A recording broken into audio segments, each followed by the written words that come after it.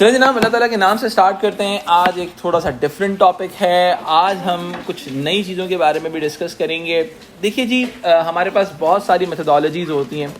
आज हम डिस्कस करने जा रहे हैं सेकेंडरी क्वालिटेटिव मेथडोलॉजीज़ के हवाले से। सही है, सेकेंडरी क्वालिटेटिव मेथडोलॉजीज़। ठीक है, अब सेकेंडरी क्वालिटेटिव मेथडोलॉजीज़ का मतलब क्या होता है, देखें इस बात को समझ लेते हैं। सेकेंडरी का मतलब है हमारा रिसर्चर खुद से रिसर्च कंडक्ट नहीं कर रहा, डेटा कलेक्ट नहीं कर रहा, वो ऑलरेडी अवेलेबल सोर्सेज को यूज़ कर रहा है। किसको यूज़ कर रहा है?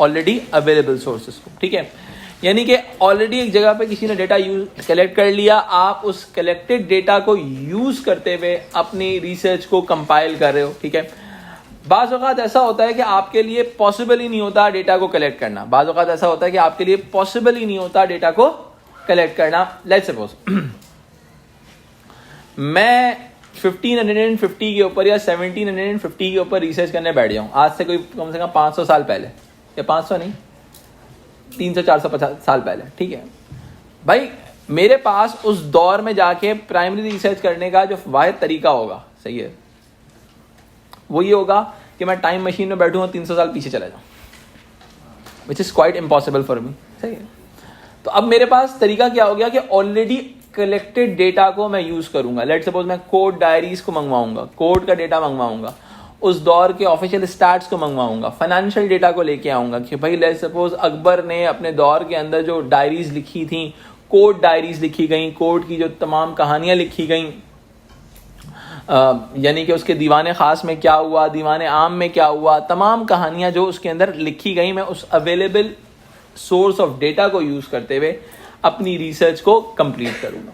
मेरे लिए ये चीज़ मुमकिन नहीं है कि मैं अकबर के दौर में वापस जाऊं और वहां पर प्राइमरी लेवल का डेटा कलेक्ट करूं। ठीक है, अच्छा, अब इस बात को समझ लेते हैं। अब जब हम सेकेंडरी क्वांटिटेटिव डेटा की तरफ जा रहे हैं, सही है, सेकेंडरी क्वालिटेटिव डेटा की तरफ जा रहे हैं माजरत के साथ, तो हमारे पास दूसरा डेटा कौन सा आएगा बॉस? हमारे पास एक तो क्वालिटेटिव डेटा है। क्वालिटेटिव डेटा का मतलब क्या होता है? जो कि सब्जेक्टिव होता है, जो कि क्या होता है, जो कि लैंग्वेज भी एक एक्सप्रेशन पे बेस करता है। अब और ऑलरेडी सेकेंडरी डेटा है किसी चीज़ के अंदर, तो हम क्या कहेंगे, टाइम इसके अंदर कम लगेगा, क्योंकि ऑलरेडी डेटा हमारे पास अवेलेबल है। हम उस अवेलेबल डेटा को यूज़ करें तो टाइम हमारे पास कम लगेगा। जहाँ तक कॉस्ट की बात है, कंपैरेटिव टू हम किसी प्राइमरी रिसर्च के, हमें किसी किताब को ख़रीदने में या किसी इंटरनेट सोर्सेज तक जाने में कॉस्ट भी कम अप्लाई होगी। ठीक है, इसके अलावा कभी कभी सब्जेक्ट मैटर की रिक्वायरमेंट होती है कि हमें हिस्टोरिकल रिसर्च मेथोडोलॉजी की तरफ ही जाना पड़ता है। अच्छा, अब चूंकि सेकेंडरी है तो एक्यूरेसी कम होगी, लो एक्यूरेसी होती है। क्या होती है बॉस? लो एक्यूरेसी। लो एक्यूरेसी का मतलब है कि भाई हो सकता है वो बंदा बायस्ड हो। बहुत सिंपल सी बात है, आज हम 2023 के अंदर हैं, ठीक है, और 2023 के अंदर भी बॉस ऐसा पॉसिबल नहीं है कि हम गवर्नमेंट के खिलाफ खुल के लिख सकें। सही है, लेट सपोज कोई गवर्नमेंट डॉक्यूमेंट गवर्नमेंट के ही खिलाफ हो, तो आप मुझे बताइए वो जो कोर्ट डायरीज बादशाहों के महलों से निकलती होंगी, क्या वो बायस नहीं होती होंगी? बिल्कुल बायस होती होंगी। हमने देखा कि उस दौर की जो पोइट्री थी वो भी बायस थी। सही है, जैसे बहुत सारे जो वो थे बादशाह थे, उन्होंने बहुत सारे पोइट रखे थे जिनका काम था सुबह से लेकर शाम तक उनकी तारीफ करते रहना। अमीर खुसरो भी उनमें से एक थे भाई। तो इसके अलावा इब्राहिम अली ज़ौक़, अगर बहादुर शाह ज़फ़र के दरबार के बारे में देखा जाए तो भाई क्या है कि उन लोगों ने उस दौर में जो लिटरेचर बनाया वो एक्चुअली बायस था। तो एक्यूरेसी जो थी, और वो बहुत सारी वैलिडिटी के ऊपर भी इम्पैक्ट हो जाता है कि बहुत ज़्यादा सब्जेक्टिव रिसर्च है तो बायस तो होगी। हर बंदे की अपनी फीलिंग्स एंड इमोशंस है। अगर आपने ओ लेवल्स के अंदर पाकिस्तान स्टडीज़ का एग्जाम दिया हुआ है तो उसके अंदर सोर्स बेस्ड क्वेश्चन आया करता था, और उसके अंदर एक सोर्स दी गई थी कि औरंगजेब के कोर्ट डायरीज में लिखा हुआ था कि औरंगजेब का दौर बहुत ही अच्छा दौर था, बहुत ही खूबसूरत दौर था। उस दौर के अंदर बहुत सारे लोग अच्छी अच्छी ज़िंदगी गुजार रहे थे, लेकिन उसी दौर टाइम के ऊपर जो इटालियन एक टूरिस्ट आया, इटालियन जो वो आया, ट्रेडर आया, तो उसने जो देखा कि भाई वहाँ पर तो लूट मार चल रही है, इन्फ्लेशन बहुत बढ़ा हुआ है, लोग परेशान हैं बाज़ारों के अंदर। तो इट मीन्स कि भाई हर बंदे का अपना प्रेजुड्यूस होता है, अपना आइडिया होता है किसी भी रिसर्च को कलेक्ट करने का। तो डिफरेंट सोर्सेज से डिफरेंट डेटा आपके पास आ सकता है। अगर हम बात करते हैं क्वालिटेटिव डेटा के हवाले से, तो भाई ये एक सब्जेक्टिव डेटा है। सब्जेक्टिव डेटा का मतलब क्या होता है? जिसकी हाई वैलिडिटी होती है, ठीक है, मगर रिलायबिलिटी बहुत कम होगी, क्योंकि देखो हर सोर्स, हर क्वालिटेटिव सोर्स अलग कहानी सुना रहा होगा। अगर हम एक ही बात को दो डिफरेंट वेबसाइट्स पे सर्च करें तो हमें दो मुख्तलिफ कहानियां सुनने में आती हैं। ठीक है, इसी वजह से हम कह सकते हैं कि इसकी रिलायबिलिटी काफ़ी कम होगी। और इसके अलावा आप कह सकते हैं कि भाई चूंकि ये इसकी डिफिकल्ट टू एनालाइज होता है क्वालिटेटिव डेटा, तो भाई ये माइक्रो लेवल एनालिसिस की तरफ जाएगा, यानी कि रिप्रेजेंटेटिवनेस काफ़ी कम हो जाएगी, लो रिप्रेजेंटेटिवनेस होगी। इसके अलावा अगर हम बात करते हैं इसकी ऑब्जेक्टिविटी की, तो हम पहले ही बात कर चुके हैं। तो भाई एक तो ये सेकेंडरी डेटा भी है और क्वालिटेटिव डेटा भी है, तो डेफिनेट सी बात है सब्जेक्टिविटी की वजह से बायसनेस के चांसेस बहुत ज़्यादा होंगे, प्रिजुडियूस एग्जिस्ट करता होगा। ठीक है, तो अगर हम बात करते हैं सेकेंडरी क्वालिटेटिव डेटा के हवाले से, तो उसमें कहा जाता है कि ये सब्जेक्टिव डेटा डिटेल्ड होता है, हाई वैलिडिटी होती है। ठीक है, मगर बायस्ड होगा जिसकी वजह से लो ऑब्जेक्टिविटी होगी इसकी। इसके अलावा माइक्रो लेवल होगा तो इसकी वजह से लो रिप्रेजेंटेटिवनेस में फॉल इन करेगा ये, क्योंकि लैंग्वेज बेस्ड एक्सप्रेशन होता है which is very difficult to analyse. ठीक है, तो आप कह सकते हैं कि लो एक्यूरेसी का मतलब हाई वैलिडिटी का मतलब है कि देखो एक्यूरेट यानी कि वो चीज़ का मुख्तलिफ लोग मुख्तलिफ बातें करेंगे। ठीक है, लेकिन सब्जेक्टिविटी की वजह से वो वैलिडिटी लैक हो सकती है, सॉरी वैलिडिटी हाई हो सकती है। सब्जेक्टिविटी है ना, जो भी बंदा जो भी बात कर रहा होगा उसकी वैलिडिटी हाई हो जाएगी, वो डिटेल में गया। देखो मेरी बात सुनो, वैलिडिटी हाई होने की वजह क्या है कि भाई सब्जेक्टिव होगा, लैंग्वेज होगा, लैंग्वेज बेस्ड है, जो भी बात कर रही होगी वहां पर डिटेल में कही जा रही होगी। लेकिन एक्यूरेसी का मतलब है कि वाकयातन ऐसा हुआ था या नहीं हुआ था। अब देखो वैलिडिटी हाई होने की वजह क्या है, अब देखो मेरी एक और बात समझना, एक्यूरेसी लैक क्यों हो रही है? एक्यूरेसी इसलिए लैक हो रही है, अच्छा जी देखिए बहुत सिंपल सी बात है। यहाँ पे एक्यूरेसी होने की बात क्या है, बहुत ही सिंपल सी बात यहाँ पे समझ में आती है कि देखिए एक्यूरेसी होने का मतलब एक्यूरेट होना, क्या चीज वाकयातन ऐसी हुई थी, सही है, फैक्चुअली ऐसा हुआ था या नहीं हुआ था। अब लेट सपोज मैंने कहा कि भाई औरंगजेब बहुत ही अच्छा आदमी था, सही है, औरंगजेब बहुत ही अच्छा आदमी था। एक बंदे का प्रिजुडियूस ये है, जबकि हकीकतन अगर आप देखा जाए तो उसने अपने बाप का कत्ल किया था। तो अगर हम बात करते हैं इसकी एक्यूरेट होने की, लेट सपोज अगर आप कहें फैक्चुअली अगर आप देखें तो एक बंदे का प्रिजुडियूस ये है कि भाई उसने कहा कि भाई मैं वो औरंगजेब के कोर्ट में बैठा हुआ था, सही है, उसने बहुत डिटेल के अंदर औरंगजेब की तारीफें लिखी, तो हम कहेंगे ये सब्जेक्टिव डेटा है, एक्सप्रेशन इन लैंग्वेज है, हाई वैलिडिटी है, validity in terms of detailing है, validity in terms of detailing. Accuracy is link with the fact. अब एक्यूरेसी का मतलब क्या है, उतनी सारी बातें जो इसने लिखी हैं क्या वो सच भी हैं या नहीं है। जब हम सच्चाई और झूठ की बात करेंगे, ठीक है, तो हम उसको एक्यूरेसी से लिंक करेंगे। अब एक्यूरेसी ये कहती है कि उसने अपने बाप को कैद कर लिया था, उसने सारे अपने भाइयों का कत्ल कर दिया था, सही है, एक्यूरेसी ये, सही है। यहां पर वैलिडिटी का मतलब है सब्जेक्टिविटी, डिटेल्ड स्टफ होना। समझ में आई बात? यहां पर वैलिडिटी का मतलब दरअसल डिटेल में लिया जाएगा। ठीक है, अगर हम इसके बाद आगे बढ़ते हैं तो हमारे पास लो रिप्रेजेंटेटिवनेस आ जाती है, नो रेप्लिकेशन है तो लो रिलायबिलिटी होगी। और इसके बाद अगर हम बात करते हैं कि हमारे पास सेकेंडरी क्वालिटेटिव मेथोडोलॉजीज ऐसी कौन सी हैं जिनकी ये तमाम फीचर्स एग्जिस्ट करते हैं, तो सबसे पहले हमारे पास आते हैं हिस्टोरिकल डॉक्यूमेंट, जिसकी मैंने आपको सबसे ज़्यादा एग्जांपल दी थी अभी कि भाई बहुत सारे कोर्ट डॉक्यूमेंट्स होते हैं। हर बादशाह ने अपने दौर में, चाहे वो आप बात करें बाज़ंटाइन एम्पायर की बात करें, रोमन्स की बात करें, आपको कहीं ना कहीं उनकी हिस्टोरिकल डॉक्यूमेंट ज़रूर मिलेंगे कहीं ना कहीं कि भाई लेट सपोज के बादशाह ने किसी के बारे में किसी के कत्ल का हुक्म दिया हुआ हो, लेट सपोज, ठीक है, तो वो भी एक हिस्टोरिकल डॉक्यूमेंट होगा कि हाँ भाई लेट सपोज तारीख में लिखा जाएगा ये बंदा को बादशाह ने मारा और इसकी हमारे पास हिस्टोरिकल ये एविडेंस है, सही। अब जैसे आपको एक और बड़े मजे की कहानी सुनाता हूँ। आप लोगों ने अनारकली की कहानी सुनी होगी, उर्दू A-levels उर्दू पढ़ने वालों बच्चों ने अनारकली की कहानी सुनी होगी। अब मसला ये है उस अनारकली की कहानी का, बहुत सारे लोगों का कहना है कि ये एक फिक्शन है, it's a piece of a fiction, और मुख्तलिफ ओपिनियन हिस्टोरिकल डॉक्यूमेंट्स मिलते हैं। बहुत सारे लोग कहते हैं कि भाई हमें अकबर की जो हिस्टोरिकल डॉक्यूमेंट्स में थे या हिस्टोरिकल रिकॉर्ड था, इसके अंदर कोई रिकॉर्ड नहीं मिला, कोई रिकॉर्ड अनारकली जैसे इंसिडेंट का, कोई या नादरा नाम की किसी खातून के कत्ल का हुक्म या कोई इसी तरह की कोई चीज़ नहीं मिली कोई हिस्टोरिकल डॉक्यूमेंट्स के अंदर, ठीक है। कुछ लोग कहते हैं जो फिक्शन को बहुत हकीकत के करीब देखना चाहते हैं, वो ये लोग बोलते हैं कि भाई ऐसा पॉसिबल है कि बादशाह ने अपने बेटे की वजह से क्या किया हो, उसको कहानी अपने पास कोर्ट डॉक्यूमेंट से हटा दिया हो, ठीक है, मुख्तलिफ ओपिनियन है, कि हिस्टोरिकल डॉक्यूमेंट्स के हवाले से, क्योंकि सब्जेक्टिव डेटा है, हर बंदे का अपना प्रेजुडियूस है, और हर बंदा, हर एनालिस्ट भी जो है, हर बंदा जो एनालाइज कर रहा है उस डेटा को, वो भी उसको एक मुख्तलिफ तरीके से देख रहा है, ठीक है। तो होता क्या है कि ये हाईली वैलिडिटी हाई होती है सब्जेक्टिविटी के हवाले से, लेकिन आप इसके एक्यूरेसी पे क्वेश्चन मार्क लगा सकते हो, क्योंकि इसके अंदर बायसनेस बहुत ज़्यादा होती है। देखिए, याद रखिएगा, जो डेटा भी हाई वैलिडिटी रखता होगा, जो भी डेटा हाई वैलिडिटी रखता होगा उसमें बायसनेस हो सकती है, जिसकी वजह से एक्यूरेसी पे इम्पैक्ट आ सकता है उस चीज़ की, ठीक है। अगर हम इस चीज़ को थोड़ा सा और आगे लेके चलते हैं तो हमारे पास मीडिया रिपोर्ट्स आती हैं। मीडिया रिपोर्ट्स के अंदर भी यही इशू होता है, सब्जेक्टिविटी बहुत ज़्यादा होती है इनकी, ठीक है।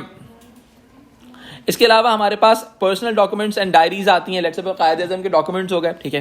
जैसे अगर आप कराची में रहते हैं तो एक बहुत ही सिंपल चीज़ है, कायद-ए-आज़म के मज़ार के बिल्कुल सामने जो है एक इंस्टीट्यूशन है, उसका नाम है कायद-ए-आज़म अकादमी, ठीक है। उर्दू में लिखा हुआ है अकादमी करके, ठीक है। हाँ, TDF वो डिफरेंट है। हाँ, तो उस कायद-ए-आज़म अकादमी के अंदर सीन क्या है कि वहाँ पर कायद-ए-आज़म पेपर्स रखे हुए हैं। कायद-ए-आज़म पेपर्स एक्चुअली उनका पूरा एक सेक्शन है जिसमें कायद-ए-आज़म ने जितनी कम्युनिकेशन की है वो सारी उसके अंदर मौजूद है। तो दरअसल होता क्या है कि आपको क्या मौजूद है, आपको एक प्रॉपर मिल गया कि आप पर्सनल डॉक्यूमेंट्स एंड डायरीज मिल गए। लेट्स सपोज आप कायद-ए-आज़म पर लड़ाई कर रहे हैं कि भाई कायद-ए-आज़म जो थे वो एक सेकुलर पाकिस्तान चाहते थे या नॉन सेकुलर पाकिस्तान चाहते थे। आप कायद-ए-आज़म पेपर्स में गए, आपने कहा भाई ये पेपर लिखा हुआ है, उन्होंने ये लेटर लिखा हुआ है कि Quaid-e-Azam Pakistan should be a secular state, या सेकुलर स्टेट का वर्ड भी यूज़ नहीं किया हो, तो उन्होंने कुछ और चीज़ लिखी हुई है उसके अंदर। लेट्स सपोज कायद-ए-आज़म की वो है स्पीच है, ठीक है, आज आप आज़ाद हैं, मंदिरों में जाएँ, गिरजाघरों में जाएँ, ठीक है। यानी कि दैट शोज़ कि कायद-ए-आज़म जो थे वो एथनिक माइनॉरिटीज़ को सपोर्ट करना चाहते थे, ठीक है। तो हमने तो माइनॉरिटी का नाम दे दिया, उन्होंने माइनॉरिटी का नाम भी नहीं दिया था, सही है। उनका मानना ये था this country is not only for the Muslims, ठीक है। उनकी स्पीच से ये नज़र आता है। तो पर्सनल डॉक्यूमेंट्स एंड डायरीज का भी आप एनालिसिस कर सकते हैं, ठीक है जी। अगर हम इस बात को आगे लेके चलते हैं तो डिजिटल डॉक्यूमेंट्स आ जाते हैं। लेट्स सपोज डिजिटल सोर्सेज का मतलब हो गया विकीपीडिया हो गया, जो कि अब देखो विकीपीडिया का मसला मतलब क्या है कि कोई भी बंदा इनकॉर्पोरेशन कर सकता है, कोई भी बंदा अपनी कहानी डाल सकता है। एक्सक्यूज मी, कोई भी बंदा अपनी कहानी डाल सकता है। तो इसका मतलब ये है विकीपीडिया के अंदर मैं गया, मैंने अपनी सर्च किया, सही है, मैंने अपना सर्च किया, और मैंने अपना सर्च करने के बाद ऑटोमेटिकली क्या किया, अपनी मर्जी से कहानी डाल दी, ठीक है।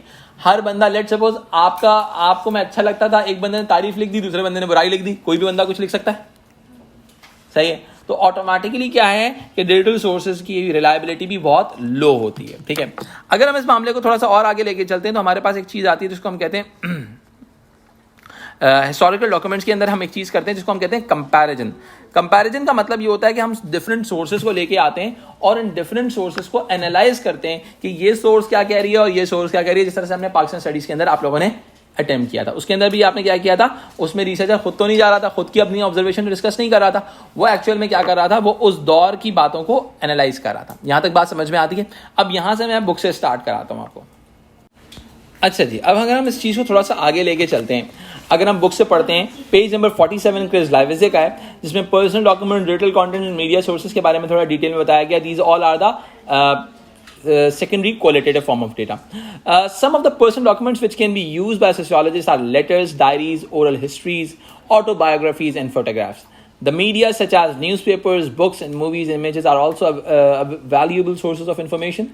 यानी कि आप हर एरा को स्टडी करने के लिए वहाँ का मीडिया देखते हो कि भाई उस वक्त अखबार में क्या लिखा हुआ था। उस लेट्स सपोज 1965 के अखबारों की कॉपी और 1971 के अखबारों की कॉपी आज तक हमारे पास मौजूद है कि भाई उस दौर में क्या चीज़ रिपोर्ट हुई थी, ठीक है।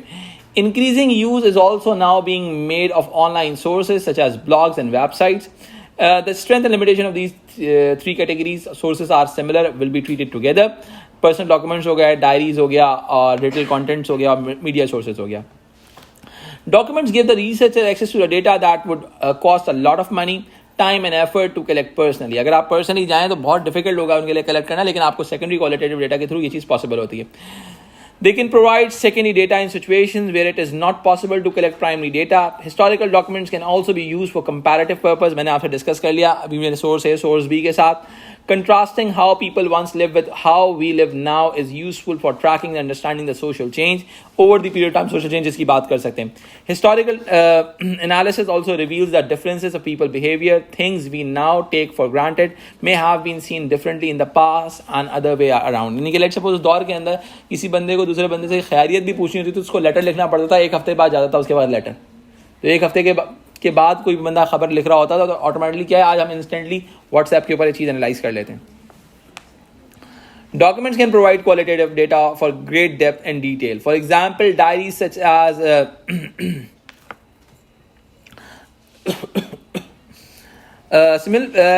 PPS की थी दी हुई है, who recorded her life in England during the 1960s.